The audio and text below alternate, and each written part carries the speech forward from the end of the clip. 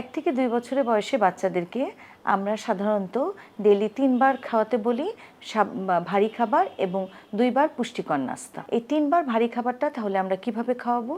এই 3 বার ভারী খাবারের পরিমাণটা আমার হবে, আমার যে বাসায় যে 1 পোয়া বাটি বা 250 ml বাটি, এই বাটির 1 বাটি করে 3 বেলা 3 বার। এবং এই বাটির মধ্যে আমার থাকবে হচ্ছে আগের মতোই, আমার 3 ভাগে 2 ভাগ থাকবে ভাত, তার সাথে 1 টুকরা মাছ বা মাংস, তার সাথে একটু ঘন ডাল এবং সবজি।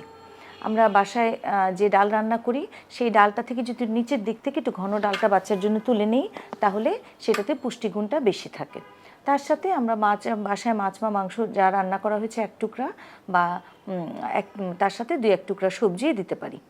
দিয়ে এটাকে আমরা টুকরা টুকরা করে বাচ্চার হাতও সাবান দিয়ে ধুয়ে দিব এবং বাচ্চাকেও খাওয়াতে উৎসাহিত করব, যাতে বাচ্চা নিজে হাত দিয়েও কিছুটা খেতে পারে আর সাথে আপনিও তাকে কিছুটা খাইয়ে দিবেন।